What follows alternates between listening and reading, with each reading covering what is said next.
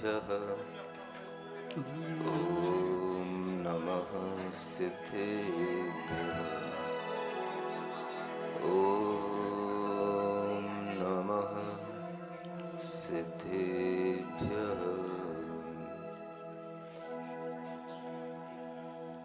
मङ्गलं भगवान् वीरो मङ्गलं गौतमो गणी मङ्गलं कुन्दकुन्दार्यो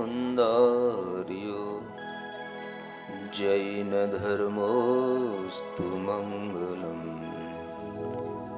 सर्वमङ्गलमाङ्गल्यम् सर्वकल्याणकारकं प्रधानं सर्वधर्माणां जैनं जयतु शासनं जैनं जयतु शासनम्। देवादिदेव आदिम तीर्थंकर श्री ऋषभनाथ भगवान की, वर्तमान शासन नायक श्री वर्धमान महावीर भगवान की, श्री राम सिद्ध प्रभु भगवान की, परम पूज्याचार्य गुरुवर श्री विद्यासागर जी महाराज की,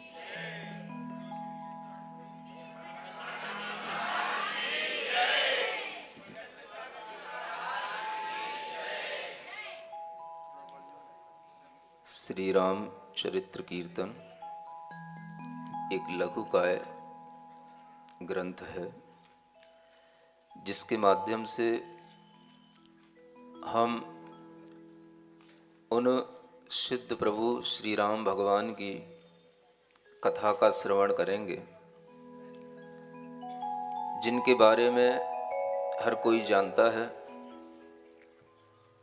अनेक तरह की रामायण इस संसार में प्रचलित हैं। लगभग 300 तरह की रामायणों के माध्यम से श्री राम का चरित्र गाया जाता है। ऐसे श्री राम का चरित्र कीर्तन करने के लिए, उनके गुणों का गान करने के लिए आज हम सभी लोग भी अपना मन बनाए हैं। और यह मन बरेला के अंदर सर्वप्रथम बना है, जहाँ अनेक जैन अजैन सभी श्रावक इस मार्गशीर्ष माह में, जिसे हम अगहन का माह कहते हैं, इस माह में विशेष रूप से कुछ ऐसे आयोजन करने की भावना अपने आप बलवती हो जाती है। जब हम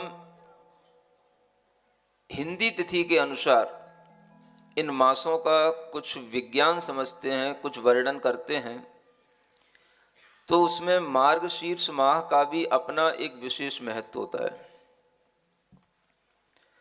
आप सभी जानते हैं कि भारतीय संस्कृति के अनुसार चैत्र मास से वर्ष का प्रारंभ माना जाता है और चैत्र मास के उपरांत जब यह अगहन का मास आता है तो तब तक यह 9वां महीना कहलाता है। अगर आपने कभी महीने पढ़े हों तो आप गिन सकते हैं। चैत, वैशाख, जेठ, आषाढ़, सावन, भादों, कुवार, कार्तिक और ये 9वें नंबर पर आता है अगहन। आपको पता नहीं होगा कि इसे अगहन क्यों कहते हैं। यह अगहन एक प्राकृत भाषा का नाम है जो बोली भाषा के रूप में जानी जाती है। अग्रगण्य इस शब्द से यह अगहन बनता है और इस अगहन शब्द से यह अगहन बोलने में आने लग जाता है। लेकिन इस महीने को सभी महीनों में एक श्रेष्ठ मास के रूप में माना जाता है और जो लोग श्री राम से परिचित होंगे वो इस बात से भी परिचित होंगे कि यह वही महीना है जिस महीने में श्री राम और सीता का विवाह हुआ था। ये बात आप लोगों को संज्ञान में नहीं होगी, लेकिन इस माह की ये विशेषता है। और इस माह की जो ये एकादशी आज तिथि है, यह भी अपने आप में एक विशेष महत्व रखने वाली तिथि कहलाती है। कई लोग इस तिथि को एक उत्पन्ना देवी की तिथि के रूप में मानते हैं, लेकिन हमारे लिए यह तिथि श्री राम की कथा को उत्पन्न करने वाली तिथि के रूप में हमारे सामने है, जो एकादशी तिथि के रूप में है। जब कुछ उत्पन्न हो और उस उत्पत्ति के माध्यम से जगत का कल्याण हो, तो इस तिथि को उत्पन्ना तिथि के रूप में मनाया जाता है। आज यह तिथि आपके सामने इसी रूप में सार्थक हो रही है। और इस रामचरित्र की कथा को आगे बढ़ाते हुए हम सर्वप्रथम 24 तीर्थंकर भगवान को और माँ सरस्वती को नमस्कार करके इस कथा को आगे बढ़ाते हैं। 24 जिन राज को प्रणमु बारंबार, रामचरित वर्णन करूं तुच्छ बुद्धि अनुसार। सरस्वती माँ शारदे तुमको सुमरूं आज, वीर प्रभु रखना मेरी लाज सभा में आज। श्री पद्म पुराण आधार से ही कुछ छंद बनाना चाहती हूँ। यदि भूल कहीं पर रह जाए, गुड़ियों से क्षमा चाहती हूँ। जिस वंश में हुए आदि प्रभु जी भरतेश आदि वैभवधारी, उस कुल में राम ने जन्म लिया, दशरथ ग्रह में भव दुखहारी। अवधेश राय के महलों में थी 4 रानियां, रूप भरी कौशल्य सुमित्रा के कई सुप्रभ निछावर थी सब नगरी। कौशल्या के श्री राम हुए, लक्ष्मण की सुमित्रा थी माता, शत्रुघ्न सुप्रभा के सुत थे, कैकेयी के भरत सुखदाता। जिस वंश में हुए आदि प्रभु जी आदिनाथ भगवान ऋषभ देव, जिनकी गौरव गाथा विष्णु पुराण में, शिव पुराण में उपलब्ध होती है, और जिन ऋषभ देव को प्रथम तीर्थंकर कहा जाता है, वह इक्ष्वाकु वंश के सर्वप्रथम महापुरुष थे। उसी इक्ष्वाकु वंश का यह चलन, यह प्रचलन अनेक तीर्थंकरों से होता हुआ मुनिसुब्रत नाथ भगवान तक पहुंचा। और मुनिसुब्रत नाथ भगवान के काल में यह श्री राम राजा दशरथ के पुत्र के रूप में उत्पन्न हुए, यह बात सभी को ज्ञात है। श्री राम इक्ष्वाकु वंश के ही वंशज थे, और जिस कुल में स्वयं भगवान ऋषभदेव उत्पन्न हुए थे, उनके पुत्र भरत चक्रवर्ती उत्पन्न हुए, उनके दूसरे पुत्र बाहुबली उत्पन्न हुए। जिन भरत के नाम पर यह देश भारत देश के नाम से जाना जाता है, ये सभी इक्ष्वाकु वंशी क्षत्रिय महापुरुष थे। और उन्हीं क्षत्रिय वंशियों की परंपरा में यह श्री राम राजा दशरथ के पुत्र के रूप में हमारे सामने आते हैं। वह राजा दशरथ, जिनकी 4 रानियां हैं, कौशल्या, सुमित्रा, कैकेयी और सुप्रभा। आपको जब भी यह रामायण सुनने का भाव आए, आप अपने दिमाग को खुला रखना, अपने विचारों को अनेकांतमय विचार करके रखना। कभी भी हमें भगवान के विषय में एक धारणा बना करके नहीं चलना। दुनिया में अनेक ऋषि मुनि हुए, अनेक तरह की परंपराएं हुई और अनेक भाषाओं में यह रामायण लिखी गई। उन्हीं भाषाओं में एक पौमचर्यु करके प्राकृत भाषा में भी जैन संप्रदाय के अंदर यह रामायण का व्याख्यान किया जाता है।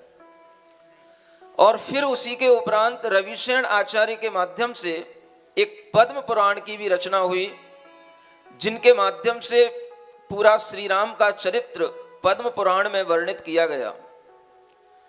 भगवान के विषय में अनेक अनेक तरह की कथाएं प्रचलित हो सकती हैं, लेकिन सुधी जनों को हर कथा को अच्छे ढंग से श्रवण करना चाहिए और सुधी जनों को कभी भी भगवान के विषय में ऐसा आग्रह नहीं बनाना चाहिए कि नहीं ये तो ऐसा ही था, ऐसा नहीं था। अगर आप ऐसा सोचेंगे तो कभी आपको भगवान की कथा सुनने में आनंद नहीं आएगा। अनेकांत विचारधारा से हम जाने तो कि उन श्री राम के बारे में और भी लोग क्या सोचते हैं। जो श्री राम की कथा रामायण के रूप में टीवी में दिखाई गई वो भी ठीक है, लेकिन उसके अलावा भी बहुत से ऐसे पहलू हैं, बहुत से ऐसे कथानक हैं जो उस टीवी के माध्यम से नहीं दिखाए गए, जिनके बारे में लोगों को ज्ञान नहीं हुआ। अगर ऐसे लोग उत्सुक होकर के इस कथा को सुनने की इच्छा करेंगे तो उन्हें बहुत ज्ञान मिलेगा और उनके मन के अंदर श्री राम की और अनेक अनेक विशेषताएं ज्ञान में आएंगी। लेकिन इसके लिए आपको किसी भी तरह का आग्रह नहीं रखना।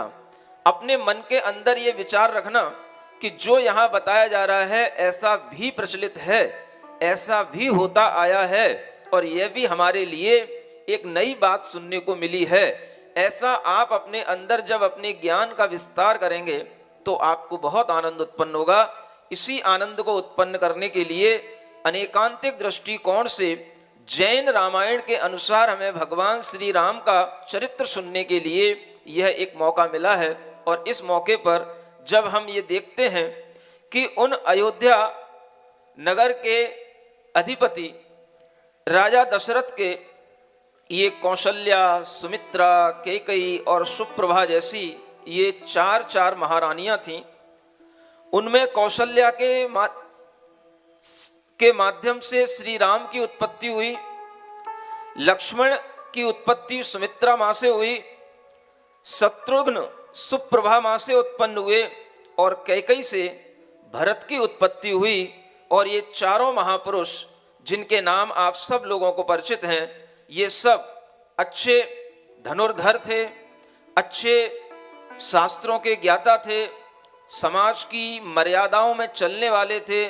इसलिए यह इक्ष्वाकु वंश के क्षत्रिय पुरुष कहलाते थे। और क्षत्रिय पुरुष का मतलब होता है जो समाज की, लोक की मर्यादाओं को ध्यान में रख करके सब कुछ छोड़ने की क्षमता रखता हो, उसे क्षत्रिय कहा जाता है। जो अपने स्वार्थों में नहीं जीता हो, परोपकार के लिए जीता हो, जो लोक और समाज को ध्यान में रख करके कोई भी बड़ा निर्णय अपने स्वार्थों को छोड़ करके लेने की क्षमता रखता हो, इतना उदार मना जो होता है, इतना साहस जिसके अंदर होता है, वह क्षत्रिय पुरुष कहलाता है। ऐसे क्षत्रिय पुरुष श्री राम की कहानी आपके सामने आ रही है। अब आगे बढ़ते हैं। चारों सुपुत्र थे लासानी, अद्भुत बल विक्रम के धारी, मनमोहन रूप देख करके मोहित होती दुनिया सारी। मर्यादा पालन हारे थे, पुरुषोत्तम चरम शरीरी थे, सम्यक दर्शन श्रद्धानी थे, जिन राज चरण अनुरागी थे। मिथिलापुर राजा जनक सीय पिता कहलाएं, रानी विदेहा नाम की उनकी कथा सुनाए। ओ भामंडल और जानकी की जुड़वा संतान, शत्रुदेव भामंडल ही बाल चुराया आन। यह कथा जहाँ पर एक तरफ चल रही है, वहीं पर दूसरी ओर थोड़ा सा सीता का परिचय करने के लिए मिथिलापुरी चलते हैं, जहाँ के राजा जनक हैं। उनकी विदेहा नाम की रानी हैं और उनके युगल संतान की उत्पत्ति हुई है। वह युगल संतान जिनके नाम भामंडल और जानकी के रूप में हैं, लेकिन उस युगल संतान की उत्पत्ति होते ही उनके घर में एक बहुत बड़ा शोक छा जाता है, एक मातम छा जाता है। क्या होता है? जैसे ही सीता की उत्पत्ति और भामंडल उनके भाई की उत्पत्ति होती है, तो वह उस पुत्र को उत्पन्न होते ही एक शत्रुदेव उसका हरण कर लेता है और वह शत्रुदेव उस बालक को उठा करके ले जाता है कुछ पूर्व जन्म के बैर के कारण से। और जब घर में पता पड़ता है कि इस बालक को कोई देव ले गया है, ये बालक का मुख भी मां नहीं देख पाई और इससे पहले इसका हरण हो गया है, तो उस समय पर वह रानी विदेहा विलाप करती है, रोती है कि बहुत मुश्किल से तो हमें संतान की प्राप्ति हुई और उस संतान में भी मैं अपने पुत्र का मुख नहीं देख पाई। मैंने ऐसे कौन से पूर्व जन्म में कर्म किए जिसके कारण से मुझे अपने पुत्र का जन्म लेते ही वियोग सहन करना पड़ा।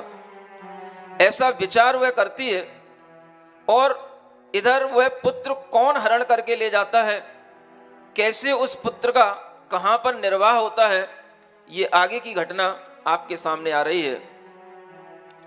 ले जाके वनी में पटक दिया, वहां रत्नपुर राजा आया, विद्याधर चंद्र गति नामक जो उठा बाल निज घर लाया। निज राज पहुँच जन्मोत्सव करके नाम रखा था भामंडल, और इधर जनक जी ढूंढ रहे सब छान लिया था भूमंडल।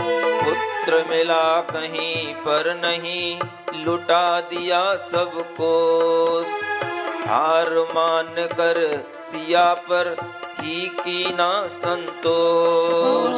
अनुपम उसका रूप गुण, बोले तुतले बैन, मात पिता हर्षित हृदय, देखे भर भर नैन। ओ कभी चले कभी गिर पड़े, कभी हंसे कभी रोए, नर नारी मोहित हुए, छवि निराली जोय। मर्यादा पुरुष श्री राम, हैं सिद्ध प्रभु बलराम। मर्यादा पुरुष श्री राम, हैं सिद्ध प्रभु बलराम। जो भी ले इनका नाम, बिगड़े बनते सब काम। जो भी ले इनका नाम, बिगड़े बनते सब काम। मर्यादा पुरुष श्री राम, हैं सिद्ध प्रभु बलराम। यह कथानक जब आगे बढ़ता है, एक विद्याधर राजा होते हैं और वह विद्याधर राजा जो रत्नुपुर का राजा है, जिसका नाम है चंद्रगति, जब वह शत्रुदेव उस बालक को उठा करके ले जाता है, तो उसके बाद वह उस बालक को मारने की इच्छा करता है। पूर्व भव से उसका बैर था। उसके मन में एक बार विचार आया कि मैं इस बालक को तुरंत इस पत्थर पे मार कर पछाड़ करके इसको मार डालूं, लेकिन उस बालक के पुण्य के कारण से, उसके मंगल रूप को देख करके उसके भाव बदल गए और वह सोचने लगा कि मैं देव होकर के इस जघन्य काम को क्यों करूं। एक सामान्य व्यक्ति भी कभी निहत्थे व्यक्ति पर वार नहीं करता, अबला स्त्रियों पर वार नहीं करता, कभी नन्हे मुन्ने बालकों को मारता नहीं है, क्योंकि इनको मारने का बहुत बड़ा पाप कहलाता है। और मैं देव होकर के आज इस बालक को मारने का भाव कर रहा हूं, ऐसा विचार करके वह उस बालक को मारने का भाव बदल देता है, लेकिन उसने मारने के लिए वो बालक का हरण किया था। सोचता है इससे मेरी शत्रुता है, मैं इससे अपनी शत्रुता को इसी रूप में पूरा कर लेता हूं कि मैंने इसके माता पिता से इसका वियोग करा दिया, अब मैं इसको इसके हाल पर छोड़ देता हूं। और उस देव ने एक विद्या उसके अंदर प्रवेश करा दी, जिस विद्या के माध्यम से वो बालक बिल्कुल हल्का हो जाता है, जिसे पर्ण लघवी विद्या कहते हैं।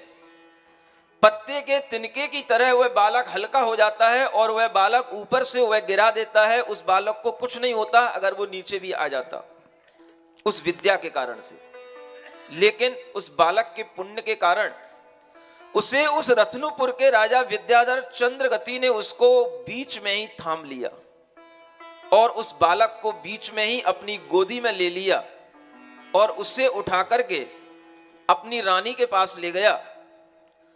जिस रानी के लिए कभी पुत्र नहीं उत्पन्न होता था, उसके लिए कोई संतान नहीं थी, उसके लिए जाकर के उस बालक को दे दिया।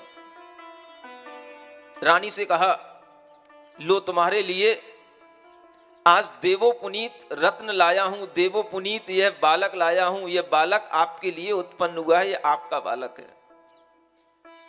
रानी सोचती है, हमें तो पहले से ही पता है कि हमारे लिए कभी गर्भ ठहरने वाला नहीं है, हमारे लिए कभी पुत्र उत्पन्न होने वाला नहीं है, आप हमारा मजाक क्यों बना रहे हैं।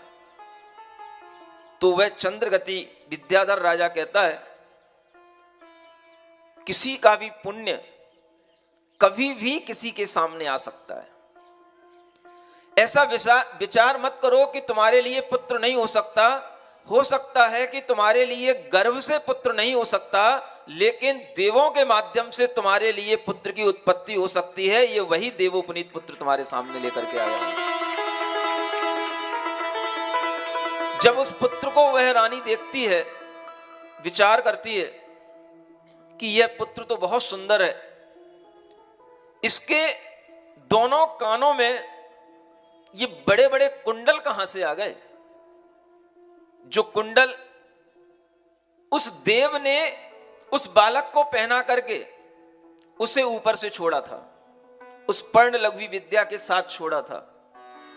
और उस समय पर जब उस राजा ने चंद्रगति ने उस बालक को ग्रहण कर लिया, वह अपनी पत्नी के पास लाया, तो वह रानी कहती है, इसका नाम क्या रखा जाए। उनके कुंडलों की आभा को देख करके देव के द्वारा दिए गए उस कुंडल की सुंदरता से, जिसका मुखमंडल बहुत ही झिलमिला रहा है, आभा जिसकी बढ़ रही है, सुंदरता जिसकी बढ़ रही है, ऐसे उस पुत्र को देख करके, उसके आभा मंडल को देख करके उसका नाम उन चंद्रगति विद्याधर और उसकी पत्नी ने भामंडल उनका नाम घोषित किया। उसका नाम भामंडल रखा गया। ये भामंडल कौन है? सीता का भाई है। देखें आप कैसी कैसी परिणतियां जीव की होती हैं। और जब उसका वह नाम रख दिया गया, ये नाम तो उन्होंने गुप्त रूप से रख लिया, लेकिन रानी को पुत्र हुआ है, इस बात का समाचार पूरी नगरी को देना है। इसलिए यह घोषणा की गई कि रानी प्रसूति गृह में है, और वह प्रसूति गृह में चली गई। दूसरे दिन बालक की उत्पत्ति दिखाई गई और उस चंद्रगति राजा ने पूरे नगर में पुत्र का उत्सव मनाने के लिए पूरे नगर को आमंत्रित किया। और पूरे नगर में यह उत्सव मनाया गया कि एक प्रच्छन्न गर्भ के माध्यम से रानी के लिए यह पुत्र की उत्पत्ति हुई है। यह गर्भ कई तरह के होते हैं। प्रच्छन्न गर्भ का मतलब होता है जो गर्भ किसी को दिखाई ना दे, लेकिन गर्भ में बालक रह जाता है, ऐसी घोषणा की गई। और उस प्रच्छन्न गर्भ के माध्यम से यह पुत्र की उत्पत्ति हुई है, ऐसा नगर में समाचार दिया गया।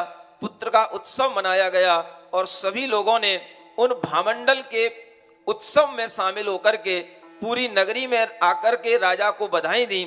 और उस जन्मोत्सव के बाद में जब उसका नाम भामंडल रख दिया गया, ये कार्य तो हो रहा है विजयार्ध पर्वत की श्रेणी पर रहने वाले विद्याधर के नगरों में। अब आपको अगर इस लोक की संरचना का कुछ ज्ञान हो तो आपको ये सब चीजें समझ आए। जहां ये अयोध्या है, मिथिलापुरी है, ये भरत क्षेत्र है, ये भूमि गोचरियों की ये स्थान कहलाते हैं। और ये जो विद्याधर होते हैं, ये विद्याओं के माध्यम से आकाश में उड़ाने भरते हैं, विमानों में चलते हैं, विद्याओं के माध्यम से अपना जीवन यापन करते हैं। ऐसे विद्याधर के हाथ ये बालक लग गया और वहां इसका पालन पोषण होने लगा। इधर सब जगह पर ढूंढने के लिए, इस बालक के लिए अनेक तरह के राजाओं ने राजा जनक की सहायता की और स्वयं राजा जनक के दशरथ जी मित्र थे, उन्होंने दशरथ जी के पास में समाचार पहुंचाया कि मेरे पुत्र को कोई हरण करके ले गया है। और उस समाचार के माध्यम से राजा दशरथ भी दुखी हुए और उन्होंने अपनी सेना भेज करके, अपने सामंतों को भेज करके चप्पा चप्पा छान डाला। लेकिन इस भारत भूमि पर कहीं पर भी वह बालक का कोई भी पता नहीं लगा, क्योंकि वो बालक कहां पहुंच चुका था? देवों और विद्याधरों के माध्यम से विजयार्थ की श्रेणियों पर पहुंच चुका था। वहां पहुंचना सामान्य व्यक्तियों का काम नहीं होता। तो उसी को यहां पर आगे इस कथानक के माध्यम से आगे बढ़ाते हुए कहते हैं, पुत्र मिला कहीं पर नहीं, लुटा दिया सब कोस, हार मान कर सिया पर ही की ना संतोष। उन जनक जी ने जब सब कुछ देख लिया, कहीं पर भी वह पुत्र नहीं मिला, तब उन्हें संतोष करना पड़ा। किस पर? जो अपनी बेटी एक बची रह गई है, जिस बेटी का नाम था सिया। सिया माने सीता। उस सीता बेटी पर ही उन्होंने संतोष किया और फिर उसी को उन्होंने लाड़ प्यार से पाला पोसा और उसी को आगे बढ़ाया। अनुपम उसका रूप गुण, बोले तुतले वैन, मात पिता हर्षित हृदय, देखें भर भर नैन। कभी चले कभी गिर पड़े, कभी हंसे कभी रोए, नर नारी मोहित हुए, छवि निराली जोय। बीते दिन बीते वर्ष और यौवन ने रंग जमाया है। साजनक दुलारी आनन पे कुछ रूप सवाया छाया है। सीखी है 16 विद्याएं और कला सभी मन मोद भरे। संगीत नृत्य और चित्रादि जो देखे वो ही मौन धरे। सम्यक दर्शन चारण हारी, छवि देख सची शर्माती है। वह देख पिता को फिक्र हुई, पुत्री वर योग कहती है। वह सीता बड़ी हो जाती है और जब बड़ी हो जाती है तो बड़े होते होते उसे अपने राजमहल में ही सब विद्याओं का ज्ञान करा दिया जाता है। 16 विद्याओं में वो इसे निपुण बना दिया जाता है। सभी 64 कलाएं जो स्त्री की होती हैं उनमें वह निपुण बन जाती है। संगीत जानती है, नृत्य जानती है, चित्र बनाना जानती है। सब तरह की उसे फैशन डिजाइनिंग के कोर्स अपने आप आ जाते हैं।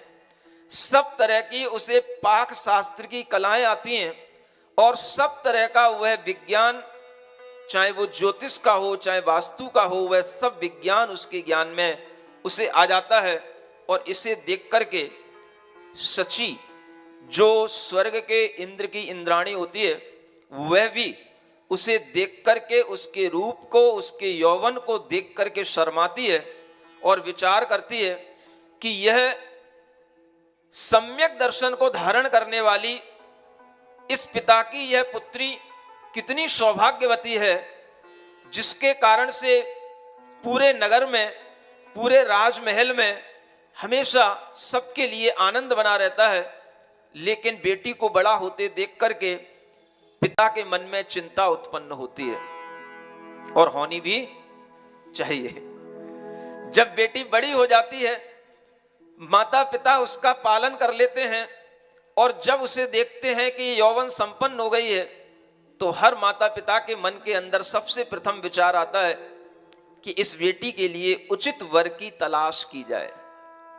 किसकी? सुन रहे हो? अगर आप क्षत्रिय वंश में जन्म लिए हो, इक्ष्वाकु वंश के इन महापुरुषों का चरित्र सुन रहे हो, तो अपने चरित्रों को संभालना और अपने चरित्रों की इनसे तुलना करना। इन महापुरुषों की गुणगाथा इसीलिए गाई जाती है कि ये कभी भी सब प्रकार के रूप, सब प्रकार के ज्ञान, विद्याएं, कलाएं सबसे संपन्न होने पर भी कभी भी मदमस्त होकर के अहंकारी नहीं बनते, कभी भी लोक मर्यादाओं के विपरीत नहीं जाते और सब प्रकार के पुण्य को धारण करके भी ये धर्म भाव के साथ, कोमल हृदय के साथ अपने उस पुण्य को संभालते हुए आगे बढ़ते हैं। इस कारण से ऐसे महापुरुषों का गुणगान किया जाता है।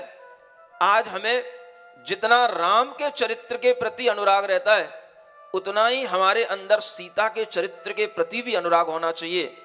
अगर सीता के चरित्र के प्रति भी अनुराग इस महिला समाज के अंदर, स्त्री समाज के अंदर, नारी शक्ति के अंदर आने लग जाए तो यह देश आज भी उसी तरह का भारत देश बन सकता है, उसी तरह का यह काल आज भी दिखाई दे सकता है जैसा राम राज्य में रहा करता था। आज भी यह राम राज्य आपके सामने आ सकता है। जरूरत है हमें इन चरित्रों से अपना चरित्र संभालने की, इन चरित्रों के आईने में अपना चरित्र देखने की। और जब हम इस तरह से देखते हैं कि सीता बड़ी हो गई है लेकिन उसके बारे में चिंता सीता खुद नहीं कर रही है, कौन कर रहा है? चिंता हमेशा बेटी की माता पिता को रहा करती है।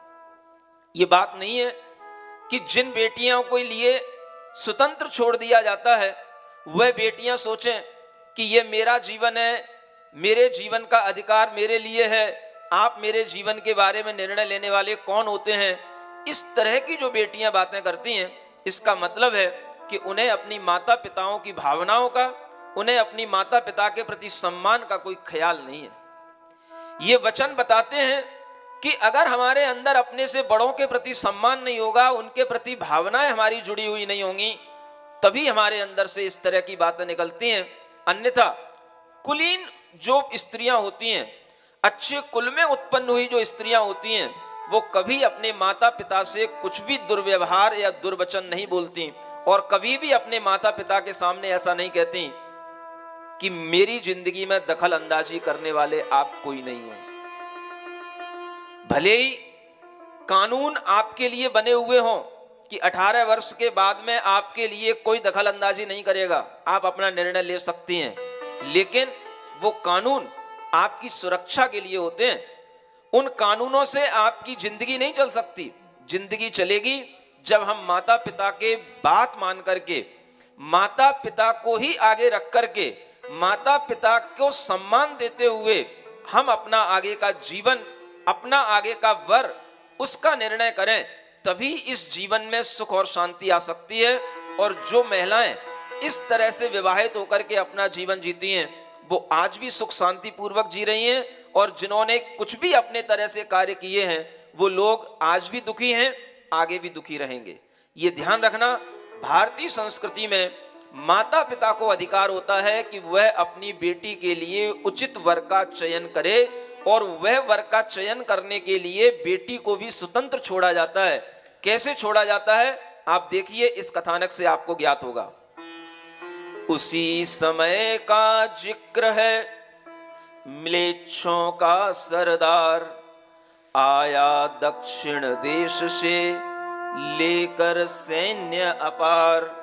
नगर उजाड़े बहुत से मिथिलापुर में आन, जनक राय को युद्ध का दे दीना ऐलान। क्या होता है, जहां राजा जनक राज्य करते हैं उसी मिथिलापुरी में जो विजयार्थ पर्वत हैं और भरत क्षेत्र है, उन दोनों के बीच में अनेक मिलेच्छ राजाओं के राज्य भी रहते हैं। और वह मिलेच्छ राजा उन राजा जनक के राज्य में आकर के अनेक तरह का आतंक मचाने लग जाते हैं। जो लोग धर्म कर रहे होते हैं उन्हें हर तरह से परेशान करते हैं, हर तरह से वह अपना आतंक वहां पर फैलाते हैं, लोगों के साथ में लूटपाट करते हैं, दुर्व्यवहार करते हैं। जिस तरह से कोई निम्न लोग आचरण करते हैं वैसा ही वह म्लेच्छ राजा उन आर्य पुरुषों के बीच में घुस करके उनके धर्म कर्म की व्यवस्था को सब नष्ट भ्रष्ट करने लगे। और उस समय पर जनक राज्य को उन्होंने युद्ध का ऐलान भी कर दिया कि अगर आप में हिम्मत है तो हमसे आकर के लड़ लो। किन्होंने? म्लेच्छ राजाओं ने। अब देखो आगे क्या होता है। तब अवधपुरी से मदद हेतु बुलवाए राम जनक जी ने लक्ष्मण भ्राता संग सैन्य दिए भेजे तुरंत दशरथ जी ने। श्री जनक राय ने युद्ध मध्य में मात करारी खाई है, लेकिन लक्ष्मण के बाणों से राक्षस की मत घबराई है। श्री राम का धनु टंकार सुना सब कांप कांप कर भाग गए। कर विजय प्राप्त दोनों भाई श्री जनक राम के चरण गए। क्या होता है देखो, दो अलग अलग प्रांतों के राजा हैं और उनके परिवारों में आपस में संबंध कैसे बनते हैं। एक तरफ राजा जनक हैं, एक तरफ राजा दशरथ हैं। राजा जनक और दशरथ दोनों मित्र हैं। जब राजा जनक के ऊपर ये आपत्ति आई कि म्लेच्छों के ये सरदार उनके लिए चैलेंज देने लग गए कि युद्ध कर लो, तो उनके लिए लगा कि मुझे अब सहयोग की जरूरत है। तो उन्होंने राजा दशरथ के पास में अपने मंत्रियों को भेज करके उनसे सहयोग मांगा। और उस समय पर राजा दशरथ उनका सहयोग करने के लिए स्वयं युद्ध करने के लिए तत्पर हो गए। वे चलने लगे और उस समय पर उन्होंने अपने बड़े पुत्र श्री राम के लिए राज्य देने के लिए घोषणा कर दी कि कल राज तिलक करूंगा रामचंद्र जी का और मैं स्वयं युद्ध करने के लिए जाऊंगा, यहां का राजभार राज श्री राम संभालेंगे। ऐसा विचार जब राम जी को पता पड़ा तो उन्होंने अपने पिताजी से कहा, ये आप क्या कर रहे हैं?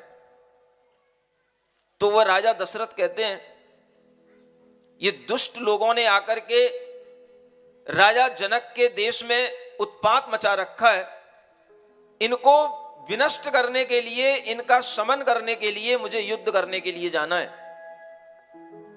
तो उस समय पर श्री राम कहते हैं, मेरे जैसे पुत्र होते हुए अगर आप पिता को युद्ध करने के लिए जाना पड़े तो फिर मेरे पुत्र होने का औचित्य क्या रहा। और अगर दुष्टों से लड़ने के लिए जिन्हें आप बड़े राजा कह रहे हैं वो सब तुच्छ लोग हैं, निम्न लोग हैं, उनसे लड़ने के लिए आपकी जाने की जरूरत नहीं है। उनके लिए शेर को जाने की जरूरत नहीं है, सिंह का बच्चा ही उनके लिए पर्याप्त है। आप मुझे आज्ञा दीजिए, मैं उनसे लड़ने जाऊंगा। ये बात जब उन्होंने दशरथ जी से कही तो श्री राम की बात को दशरथ जी ने सुना और माना। और उन्हें लगा कि बेटा योग्य तो हो गया है, लेकिन अभी तक इसने कभी युद्ध नहीं किए। ये युद्ध में जाएगा, कुछ अनहोनी ना हो जाए। तो उनको बार बार वो समझाते हैं, बेटा सामान्य राजाओं से युद्ध करना अलग है और दुष्ट राजाओं से युद्ध करना अलग बात होती है। ये दुष्ट न जाने किस तरह की दुष्टताएं दिखाएं, किस तरह की चालबाजियां करें, ये अभी तुम्हारे लिए ज्ञान में हो ना हो, कहीं हमारे लिए अनहोनी ना हो जाए, मुझे डर लगता है। और ऐसे दुष्टों के लिए तो युद्ध करना हमारे लिए ही अच्छा लगेगा। लेकिन श्री राम ने कहा, नहीं, आपके लिए युद्ध करने की जरूरत नहीं है। युद्ध करने में हम समर्थ हैं, हमारा भाई समर्थ है। और एक बार आप हमें आज्ञा दें कि हम इन दुष्टों का संहार करके आएं। जब उनके कॉन्फिडेंस को राजा दशरथ ने देख लिया, बार बार हर तरह से उन्होंने भांप लिया तब जाकर के राजा दशरथ ने श्री राम को आदेश दिया और श्री राम लक्ष्मण जी के साथ उन जनक के राज्य में पहुंचे।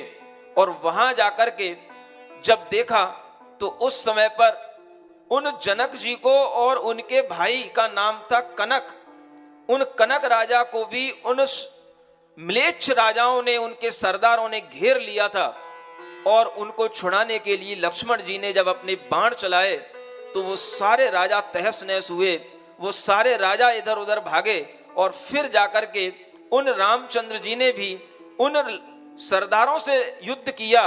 और युद्ध करने के बाद में जब वह सारी सेना इधर उधर तितर बितर हो गई और राजा जनक के लिए यह विश्वास दिला दिया गया कि यह म्लेच्छों की सेना अब कभी भी आंख उठा करके आपके राज्य में देखेगी नहीं, इतना उनको दूर तक भगा दिया गया।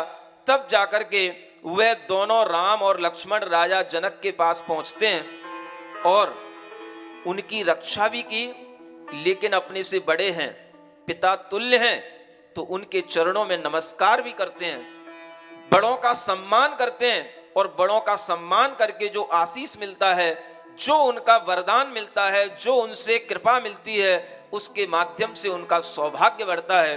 देखो क्या होता है, आशीष दीनी बहुत सी हर्षित हुए अपार, पुत्री सियावर योग्य है रामचंद्र सुकुमार। दीनी कीनी राम को जोड़ी बनी महान, राम लखन ने अवध को शीघ्र ही किया प्रयाण। उस समय पर राजा जनक ने विचार किया, इन पुत्रों ने, राजा दशरथ ने मेरे ऊपर बहुत उपकार किया है, मेरे देशवासियों को बचाया, मुझे बचाया। इस उपकार का बदला प्रत्युपकार के रूप में कैसे चुकाया जाए। वो विचार करते रहे, कैसे इनका प्रत्युपकार किया जाए, क्या इनको दिया जाए। तब राजा जनक के मन में विचार आता है, ये योग्य राजकुमार हैं, सुकुमार हैं, रूपवान हैं, शूरवीर हैं, और हमारी कन्या वर योग्य हो गई है, बड़ी हो गई है।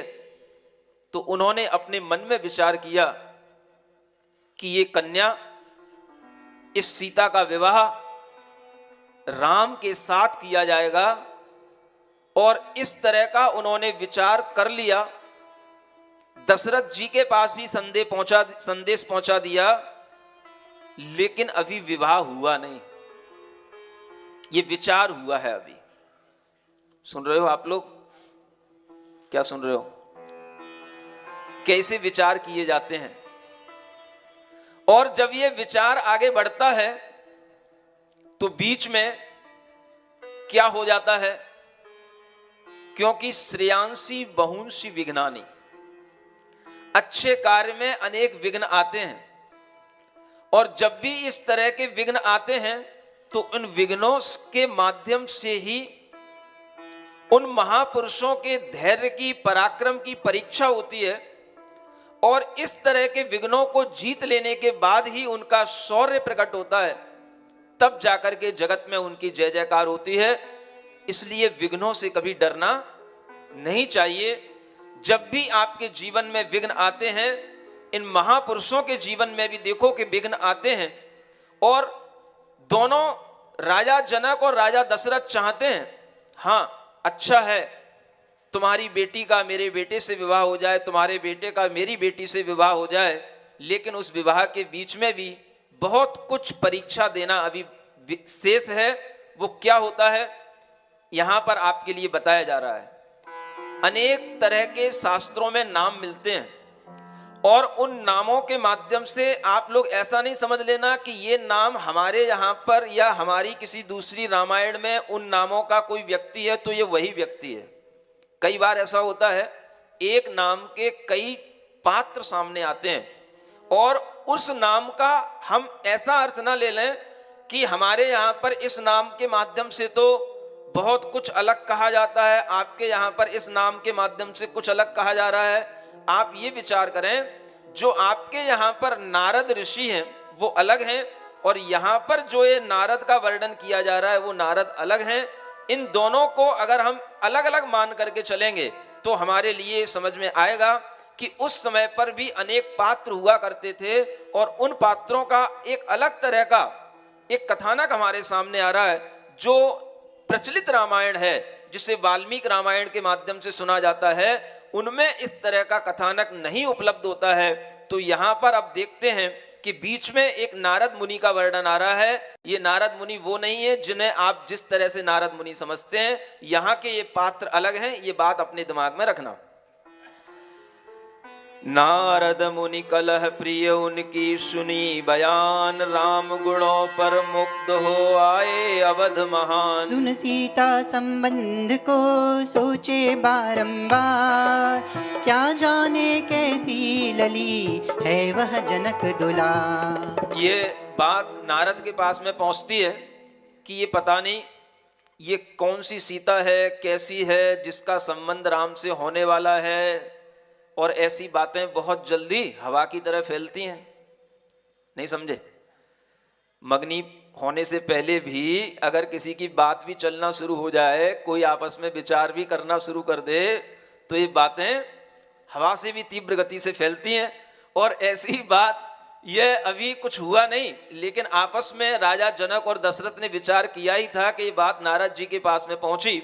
और फिर उस समय पर देखो क्या होता है, वो सीता को देखने पहुंचते हैं। हमने अभी तक सीता को देखा ही नहीं। जिन रामचंद्र जी से सीता का विवाह होना है, वो सीता लाडली कैसी है, वो सीता लली कैसी है, उसको देखने के लिए वह वहां पहुंचते हैं।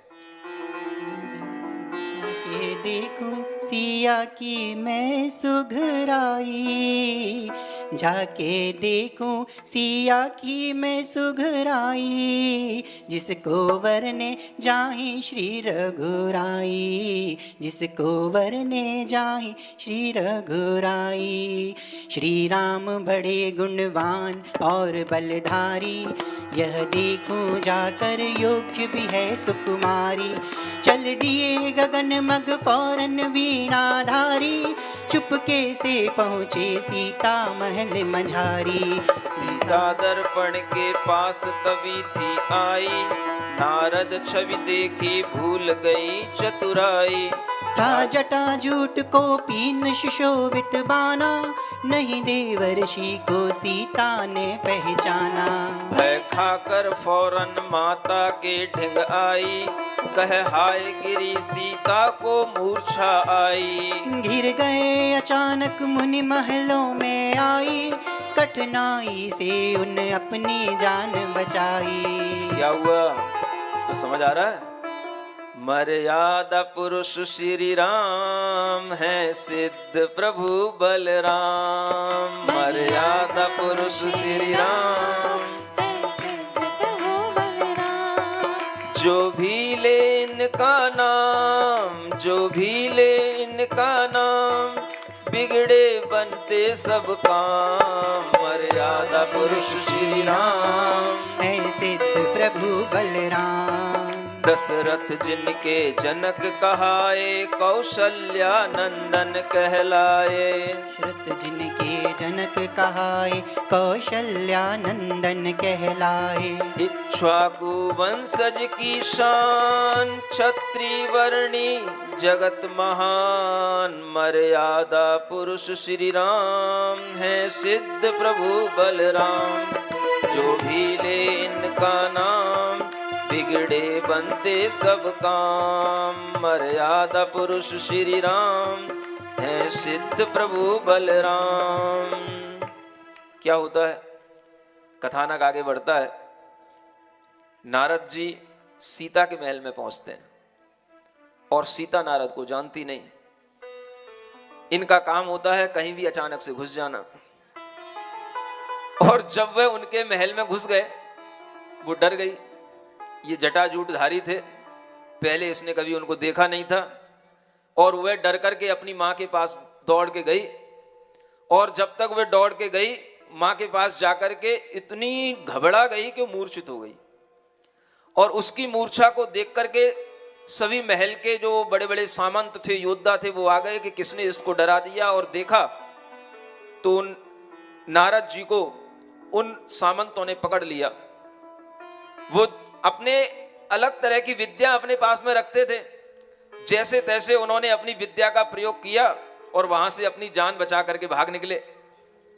उड़ गए, ऊपर एकदम से पहाड़ पर चढ़ गए और अपनी जान बचा करके जब वो भागे तो उनके मन में अब विचार आया कि देखो, सीता ने मेरा अपमान कर दिया। और बस उनके मन में जब विचार आ गया कि इस सीता के कारण से मुझे आज मुंह की खानी पड़ी, मुंह की खानी बोलते हो ना, आज मुझे अपमानित होना पड़ा, आज मुझे अपनी जान बचा के भागना पड़ा। तो ऐसा विचार आते ही उनके मन के अंदर फिर एक अलग तरीके का भाव उत्पन्न होता है कि मैं इसका बदला अवश्य लूंगा। और वो क्या करते हैं, बदला लेने का तभी नारद किया विचार, सीता जी के रूप का लीना चित्र उतार। क्या किया, जैसा उसका रूप था उसका एक चित्र बनाया, चित्रपट, एक अच्छा ड्राइंग करके चित्र बनाया उन्होंने। और उस चित्र को ले जा करके अब उनका काम क्या है, इनका काम है आपस में लड़ाने का, भिड़ाने का। कोई काम बन रहा हो तो बनने नहीं देने का। राम और सीता का विवाह कैसे हो सकता है जब तक मैं हूं। तो ये बात उनके अब मन में आ गई और उनका अपमान हो ही चुका था। तो अब उन्होंने सोच लिया कि एक किसी ऐसे समर्थ राजा के पास इस चित्र को ले जाना है जिसको देख करके वो मोहित हो जाए और सीता को उठा ले जाए, सीता का हरण हो जाए, या सीता उसको चाहने लग जाए, वह सीता को चाहने लग जाए और राम का संबंध सीता से न होने पाए। इस तरह का वह विचार करके वह रूप जो उन्होंने बनाया था चित्र के रूप में, उसको ले जा करके वो देखो कहां ले जाते हैं। ले जा करके वह रूप पटल भामंडल को दिखलाया है, लगते ही मोहित हुआ और तन मन की सुधि विसराया है। कुछ देर बाद सुधि आने पर नारद से हाल पूछते हैं, वह सिया छवि वर्णन करके सब समाचार बतलाते हैं। कहाँ ले गए उस चित्र को,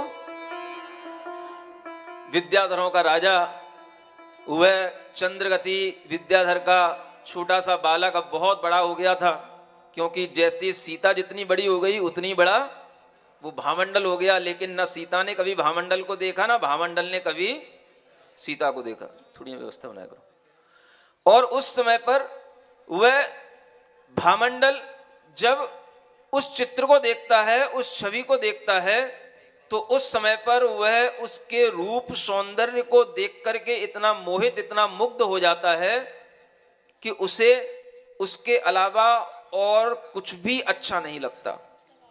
सुनो इधर, ये फेसबुक, ये इंस्टाग्राम, ये डेटिंग एप्स आज भले ही चल रहे हैं, लेकिन इस तरह की चीजें पहले भी चला करती थी। किसी भी चित्र को देख करके किसी पर मोहित हो जाना और सब सुध बुध भूल जाना, ये काम पहले भी होता था।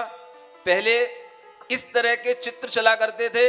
आज सब चित्र आपके दिमाग में आने से पहले आपके मोबाइल में आ जाते हैं। आप उसमें से सेलेक्ट करते हैं किससे हमें अपनी रिलेशनशिप बनाना है, किससे हमें डेटिंग करना है, किससे हमें अपना संबंध बनाने के लिए अपना पूरा प्रोफाइल उसके लिए मैच करके उसके सामने रखना है। ये सब चीजें आज जो चल रही हैं, जिसके कारण से ये पुत्र पुत्रियों के एक तरह से सील बिगड़ रहे हैं, ये इनके जो व्रत बिगड़ रहे हैं, इनका जो धर्म बिगड़ रहा है, ये सब आप ये ध्यान में रख करके चलें कि ये सब बिगड़ने के लिए हमने खुद अपने लिए इन मोबाइलों को तैयार किया है। और आज मोबाइल में जितनी ज़्यादा सुविधाएं हैं, उतनी बेटे बेटियों के लिए दुविधाएं बन चुकी हैं। जो बेटे बेटियां इस तरह से इन मोबाइलों पर अपना टाइम वेस्ट करते हैं, वेस्ट ही कहना पड़ेगा, जो टाइम वेस्ट करते हैं और उसके माध्यम से अपने दिमाग में अनेक तरह की फितूरियां फिर लाते हैं। और धीरे धीरे कभी कभी तो ऐसा भी देखने में आता है, लोग खतरों से खेलते हैं। ये सब खतरे हैं, लेकिन खतरों से खेलने का मन सबका चलता है। अगर कहा जाए कि लक्ष्मण रेखा है, इससे आगे पैर नहीं रखना, तो आपका मन मचलाएगा, देख के देखूं तो क्या होता है। समझ आ रहा है? इसी तरह से ये फेसबुक, ये इंस्टाग्राम, ये तरह तरह के डेटिंग एप्स, जिनके माध्यम से आपके लिए खतरा उत्पन्न होता है, आप फिर भी उसमें कभी ना कभी उसमें खेलने का मन बनाते हैं। और मैंने यहां तक देखा कि शादीशुदा महिलाओं के भी मन इस तरह के खेल करने में मन लग जाते हैं। बता रहा हूं आपको, अपने पास सब तरह के केस आते हैं। शादीशुदा महिलाओं के लिए भी, अरे महाराज मैं तो ऐसे ही खेल खेल में थोड़ा सा देख रही थी, खेल खेल में उससे बात करने लग गई। जब किसी दूसरे नंबर पे बात होने लगी, उसके पति को पता पड़ा, तो पति को गुस्सा तो आएगा ही। अब पति को गुस्सा आएगा तो पत्नी को डांटेगा। अब डांट उसको सहन नहीं होती है, हमारे पास आती है, महाराज देखो ये मुझको डांटते हैं। क्यों डांटते हैं भाई? जब गलत काम करोगी तो कौन नहीं डांटेगा? अगर पति ही पत्नी के लिए नहीं कहेगा तो फिर कौन कहेगा? तब जब उसको कहा गया कि तुम्हें ऐसा खेल भी खेलने की क्या जरूरत है, तब वो मानी और तब उसने उस नंबर को ब्लॉक किया। उसके बाद उसने बातचीत करना बंद किया, लेकिन फिर भी जिससे कांटेक्ट बन जाता है वो कहीं ना कहीं से नंबर उसके पास में घुमा घुमा करके आता है। ये बहुत बड़ी एक दिक्कत बन जाती है। एक बार आपका किसी भी अननोन पर्सन से किसी भी तरह का एक बार चैटिंग होने लगती है, कांटेक्ट होने लग जाता है, किसी भी तरह के अगर आपने एक बार खेल खेल में भी प्रॉमिस कर लिए, तो समझ लेना अब जिंदगी आपके लिए खिलवाड़ बन सकती है, जिंदगी आपके लिए खतरे का खेल बन सकती है। और इसी तरह के खतरे के खेलों में अनेक बेटियां, अनेक बहुएं उलझती चली जाती हैं। मन करता है कि बस थोड़ी सी लक्ष्मण रेखा लांग के देखूं तो होता क्या है, थोड़ा सा खोल के देखूं तो सब लोग इसमें अपना टाइम लगाते हैं, सब लोग एंजॉय करते हैं, थोड़ा सा हम भी करके देखें। और ऐसा करते करते देखते देखते ही वो उस चंगुल में फंस जाते हैं, और जिसके परिणाम आपके सामने आते हैं। आए दिन आपके सामने इस तरह की न्यूज आती हैं कि उस लड़की को किसी लड़के ने अपने स्थान पे बुला करके उसका मर्डर कर दिया, उसको मार दिया, उसके टुकड़े टुकड़े कर दिए, उसका कत्ल कर दिया। क्यों कर दिया? क्योंकि इस तरह से लड़कों के पास भी लड़कियों की कमी नहीं है और लड़कियों के पास भी लड़कों की कमी नहीं है। खेल दोनों तरह से चल रहा है, दोनों तरफ से चल रहा है, और दोनों तरफ से घटनाएं सुनने में आती हैं। लड़कियां भी लड़कों का मर्डर कर रही हैं और लड़के भी लड़कियों का मर्डर कर रहे हैं। क्यों कर रहे हैं? जिसको जैसा समझ में आ जाए। जब लड़कियों के लिए लड़कों को लगता है कि ये मुझे ज्यादा परेशान कर रही है, या लड़की को ये लगता है कि ये किसी और से भी बातचीत करता है, तो उसे वो चीज सहन नहीं होती।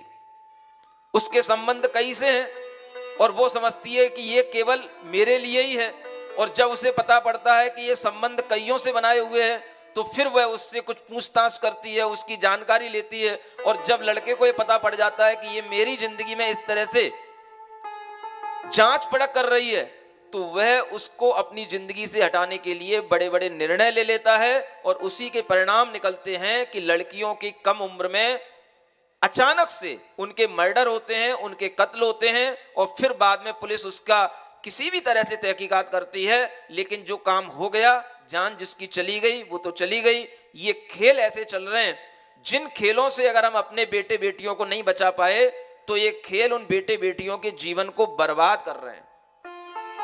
जो घटनाएं हमारे सामने आ रही हैं वो तो इक्का दुक्का नाम की आ रही हैं, बाकी ऐसी कितनी घटनाएं जो घटनाएं हमारे सामने आती नहीं हैं। और कई बार वो घटनाएं छोटे रूप में आकर के, छोटी न्यूज के रूप में आकर के चली जाती हैं, हम उन पर कभी गौर नहीं करते। लेकिन कोई कोई न्यूज जब हाईलाइट हो जाती है, तब हम उस पर थोड़ा सा गौर कर फरमाते हैं। हम समझें कि आज दुनिया के अंदर सबसे ज्यादा बेटे बेटियों के लिए खतरों का खेल इन मोबाइल गेम, मोबाइल ऐप्स के माध्यम से चल रहा है। और इसी के माध्यम से बड़ी बड़ी घटनाएं होती हैं जब बेटियां अपना निर्णय खुद लेने के लिए तैयार हो जाती हैं और माता पिता के लिए भी कह देती हैं कि हमने सोच लिया है, हमें क्या करना है, आपको हमारे बारे में सोचने की जरूरत नहीं है। इस तरह का विचार जब आता है तब लगता है कि ये बेटे बेटियों के चरित्र बिल्कुल बिगड़ चुके हैं, इनके लिए माता पिता गुरुओं के लिए कोई सम्मान नहीं है। ऐसे बेटे बेटियों को संस्कारित करने के लिए आप इन चरित्रों को पढ़ें, इन कथानकों को सुने, जिसके माध्यम से आपको ये समझ में आए कि दुनिया में हम जो कर रहे हैं वो केवल हम ही नहीं कर रहे हैं, दुनिया में ऐसे पहले भी होता आया है और कितनी बार ऐसी चीजें गलत हो जाती हैं। देखो सामने क्या हो रहा है। भामंडल कौन है? सीता का चित्र दिखाया गया किसको? लेकिन उसने कभी जीवन में अपनी बहन को देखा नहीं, उसका नाम भी उसे पता नहीं, क्योंकि जन्म लेते ही उसका हरण हो गया। आज उसके सामने वह स्त्री दिखाई दे रही है तो वह उसके रूप में मोहित होकर के कितना मोहित हो जाता है कि वह सोचता है कि इसको हम अपना करके ही अब अपना जीवन आगे का जी पाएंगे, नहीं तो मेरा जीवन मरण को प्राप्त हो जाएगा। इस तरह का उसके अंदर भाव आता है। और देखो क्या होता है। चंद्रगति ने जब सुमना भामंडल बेहाल, जनक बुलाने को तभी चली भूप एक चाल। एक विद्याधर को तभी अश्वधरा रूप, चल कर के लाओ अभी तुम मिथिलापुर भूप। वह चंद्रगति का पुत्र था। कौन? बोलो तो। चंद्रगति का ही पुत्र था। अरे पालन तो उसी ने किया था। चंद्रगति को भी पता नहीं था ये पुत्र किसका है, क्योंकि उसने भी देव के माध्यम से उसे बीच में ले लिया था। वह जब चंद्रगति को पता पड़ा कि मेरा बेटा, मेरा भामंडल किसी रूप को देख करके बेहाल हो गया है। बेहाल जानते हो क्या होता है? बेहाल। अब उसके हाल अच्छे नहीं है, ना अब अच्छे ढंग से देखता है मुझी ओर, ना मुझसे बात करता है, ना मेरे पास बैठना चाहता है, ना मेरे साथ में भोजन करना चाहता है। क्या हो रहा है? ये सब बेहाल होते हैं। समझ आ रहा है? ये भी एक बुखार होता है, ज्वर होता है, जब चढ़ता है उतरता नहीं है आसानी से, इंजेक्शनों से नहीं उतरता। ये बुखार जब चढ़ता है तब आदमी के लिए ऐसी बेचैनियां होती हैं जिसके माध्यम से उसे रात में भी नींद नहीं आती। अगर नींद आ गई तो वही वही दिखाई देती है, और अगर नींद खुल गई तो भी वही वही दिखाई देती है। ऐसा जब बेहाल हो जाता है तो उसका कोई भी निवारण नहीं होता जब तक कि उसका दिमाग कोई ठंडा करने वाला ना हो। कौन करे ठंडा? फ्रिज का पानी पीने से ठंडा होगा नहीं, कोई सॉफ्ट ड्रिंक पीने से भी ठंडा होगा नहीं, वो दिमाग ठंडा कैसे होगा? जब तक उसको कोई रियलिटी ना समझाए, जब तक उसके लिए कोई अच्छे ढंग से उसे मित्र के रूप में व्यवहार करके उसे उसके अंदर की बात को ढंग से ना बता पाए, तब तक उसका दिमाग ठंडा होने का नाम नहीं लेता। देखो इस बेहाल भामंडल को देख करके जब चंद्रगति ने देखा तो उसने सोचा कि ये सीता कौन है? तो ये मिथिलापुर की राजा जनक की बेटी है, इसको अपने भामंडल के लिए लाना है, क्योंकि भामंडल उनका एक इकलौता बेटा है और वो भी अपने इकलौते बेटे के लिए सोचता है कि अगर इसने किसी को चाहा है तो मैं अपने बेटे के लिए इसके लिए पूर्ति करूं। तो वह क्या करता है? एक चाल चलता है, पहले राजा जनक को यहां तक लेकर के लाया जाए। कैसे लाया जाए? राजा जनक तो कहाँ रहते हैं? भरत क्षेत्र में रहते हैं, मिथिलापुरी में रहते हैं। और ये कहाँ पहुंचे?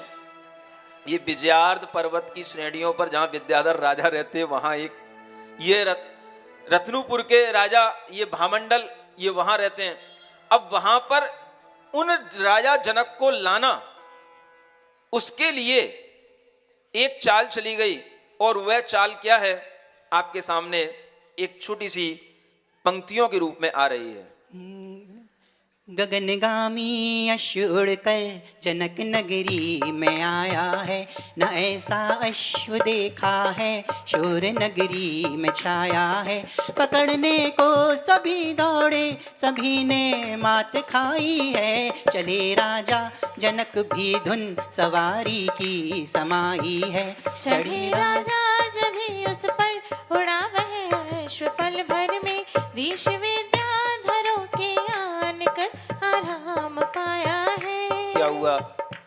उस चंद्रगति ने एक विद्याधर को वहां पहुंचाया जहां यह मिथिलापुरी में राजा जनक राज्य करते थे, और उसने वहां पर एक अश्व का, एक बहुत सुंदर घोड़े का रूप बनाया, क्योंकि ये सब रूप बनाना जानते हैं विद्याओं के बल से।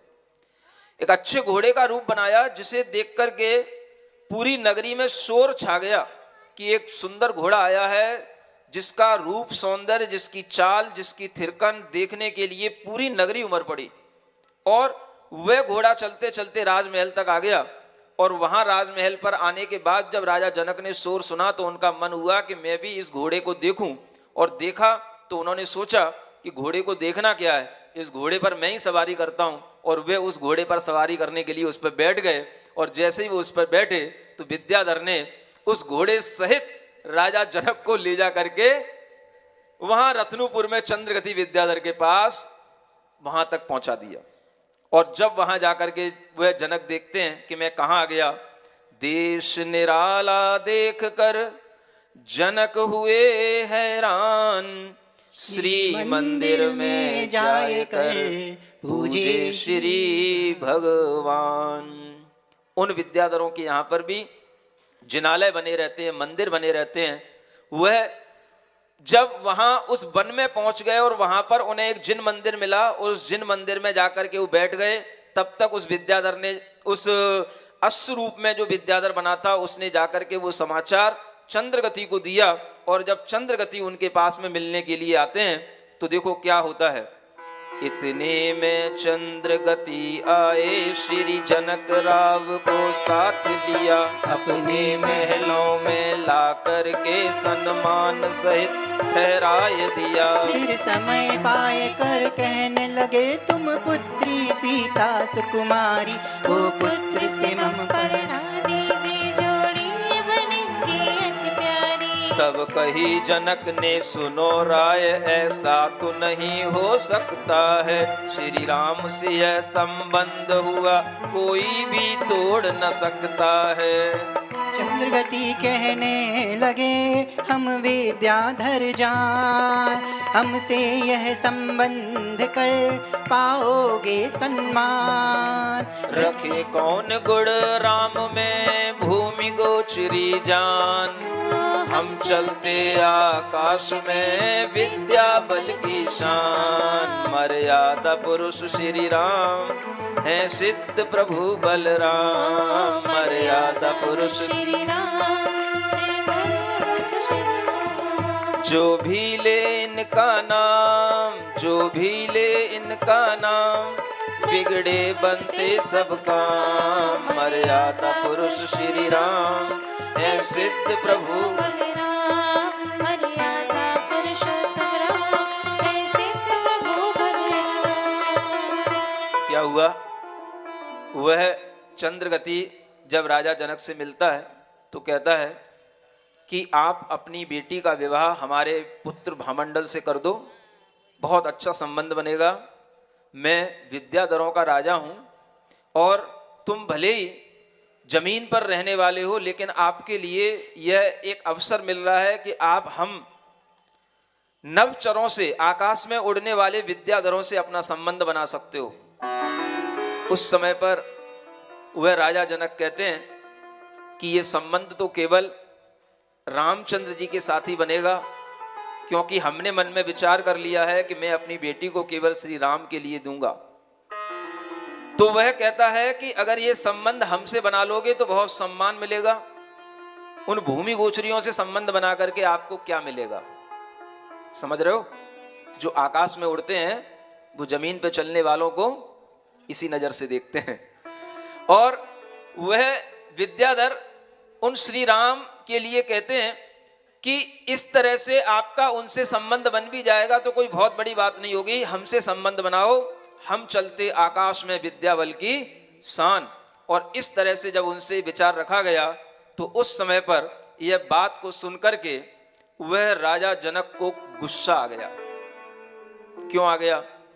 क्योंकि उन्होंने अपने अहंकार में, चंद्रगति ने अपने अहंकार में इन भूमि गोचरियों का अपमान कर दिया, श्री राम का भी अपमान किया और स्वयं सारे भूमि गोचरियों राजाओं का अपमान कर दिया। और उस समय पर वह अपने मन में जब क्रोध से भर जाते हैं तो आगे क्या होता है ये बात आपको आज तो सुनने को नहीं मिल पाएगी। अब आपको लिए ये बात कल देखने को सुनने को मिलेगी कि आगे वह राजा जनक उस चंद्रगति के लिए क्या उत्तर देते हैं और कैसे वह वहां से बच करके निकल के आते हैं। और फिर राम और सीता का विवाह भी होगा, होगा कि नहीं होगा? होगा होगा होगा। भले ही बीच में कितने ही विद्याधर आ जाएं, भले ही बीच में कितने ही चंद्रगति और भामंडल आ जाएं, लेकिन राम का विवाह तो सीता से ही होगा। हमें उस विवाह को भी देखना है कि कैसे होता है। और यह प्रसंग आपके सामने यहीं से एक कथानक शुरू होता है।